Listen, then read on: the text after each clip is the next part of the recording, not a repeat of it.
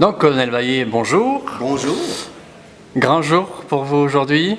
Oui, c'est un grand jour, mais c'est moins grand que lorsqu'on prend le commandement. Donc, Là, on quitte. effectivement, aujourd'hui, vous quittez donc le CMR Saint-Jean, les fonctions de commandant du CMR Saint-Jean. Premières impressions déjà. Je quitte, j'ai un mélange d'émotions, disons.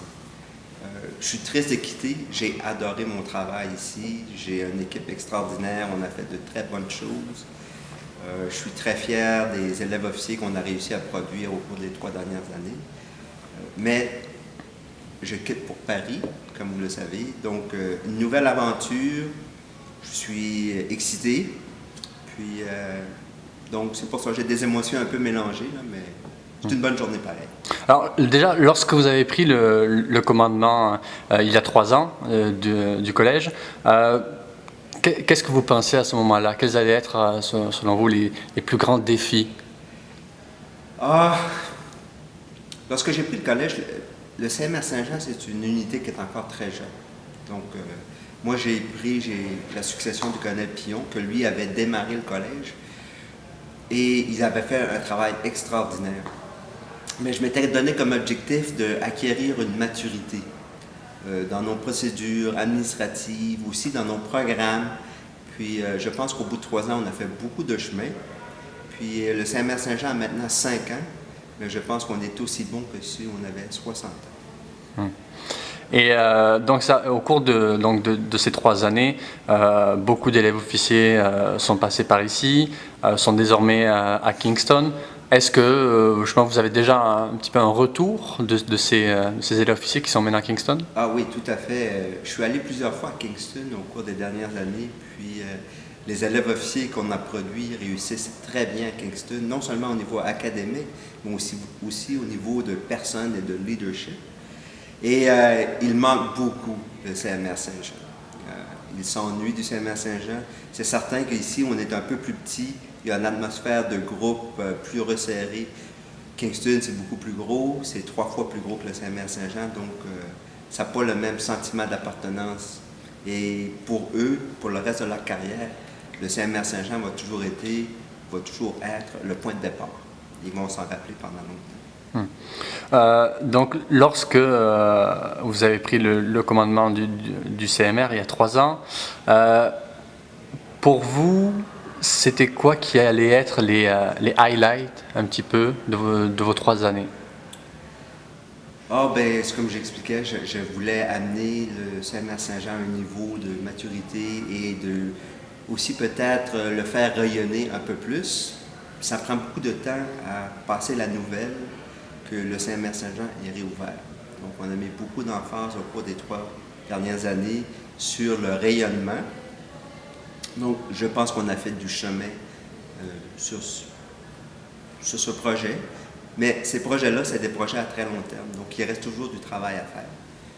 Bien que le CMR Saint-Jean est très bien préparé, le colonel Carignan va hériter d'une unité en ordre, bien administrée, solide, avec une bonne réputation.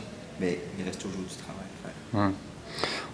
Et au cours de ces 3 années, maintenant que vous avez fini, quels sont les moments forts que vous retenez? Il y a eu plusieurs moments forts. On a reçu nos drapeaux du gouverneur général, consécration des drapeaux. Il y a eu bien sûr l'épisode des inondations. Nous, le CMR Saint-Jean, on a été touchés pour ça. Il y a eu bien sûr 3 cérémonies de graduation de fin d'année où on a vu une centaine d'élèves officiers. On leur a dit au revoir. On les a lancés sur la route pour le CMRC. À Kingston. Il y a eu les cérémonies du 60e l'année dernière qui se sont clôturées avec un grand gala prestige sous la présidence du président du Club hockey canadien, M. Jeff Molson, où le ministre était là, le chef de la Défense nationale. Donc, il y a eu des très, très bons moments. Et on dit souvent que dans les forces canadiennes, le bilinguisme fait défaut. Qu'est-ce que vous faites justement au CMR Saint-Jean pour pallier à ce défaut? Le CMR Saint-Jean est un peu unique et Le commissaire aux langues officielles, dans un rapport qui date de 2009, citait le CMR Saint-Jean comme étant un exemple de comment on devrait promouvoir le bilinguisme dans les forces canadiennes et au Canada. Alors nous, notre population est presque égale entre anglophones et francophones, donc 50-50. On fait beaucoup d'efforts, on va jumeler les élèves officiers dans leur chambre, un anglais, un français. On a des politiques de langue de la semaine et on a aussi des laboratoires de langue où les jeunes passent plusieurs heures par semaine à apprendre la langue seconde. Alors, on fait beaucoup de choses et c'est certain que les élèves, lorsqu'ils quittent ici, ils ont un pied d'avance sur les élèves officiers qui arrivent à Kingston. Au cours de ces 3 ans, justement, quels ont été vos rapports avec les élèves officiers? Comment est-ce que vous les avez abordés? En tant que commandant? En tant que un petit peu plus friendly? Ou comment? Moi, mon approche, j'ai une approche de portes ouvertes. J'aime beaucoup discuter, parler avec les gens. Lorsque je les rencontrais, à leur arrivée, je leur disais, écoutez, je veux vous connaître. J'ai un peu de difficulté à retenir les noms, les visages. Donc, lorsque je vais vous rencontrer, donnez-moi la main et racontez-moi une anecdote sur vous. Et ça a marché. Et je les voyais souvent. Moi, j'étais très matinal. J'étais au gymnase tous les matins. Je voyais tous les élèves officiers le matin en train de faire de l'entraînement physique. J'avais des dîners ou des déjeuners ici avec eux autres. J'en sélectionnais des petits groupes.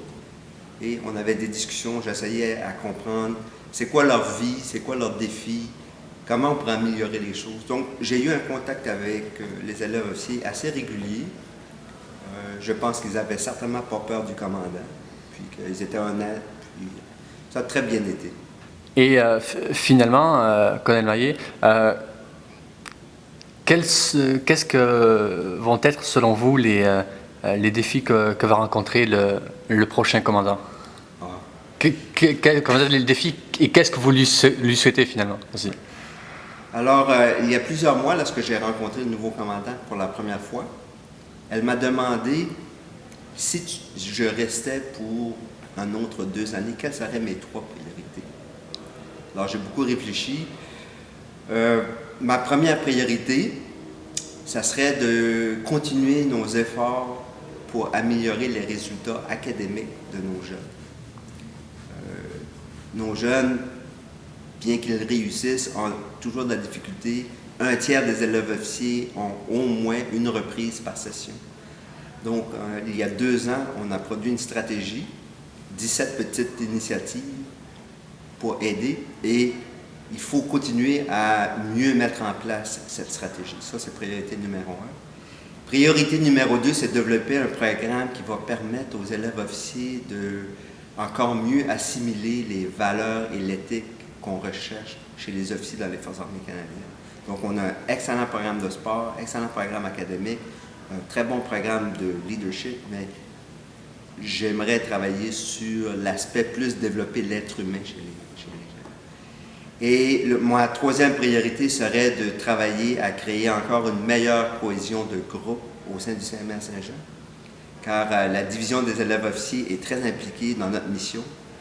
La division des études est aussi très impliquée, mais les autres divisions de soutien, parfois, se sont peut-être un peu distancées de la mission du collège. Donc, il y a un travail à faire pour vraiment les amener, pour qu'ils se sentent à part entière partie de notre mission.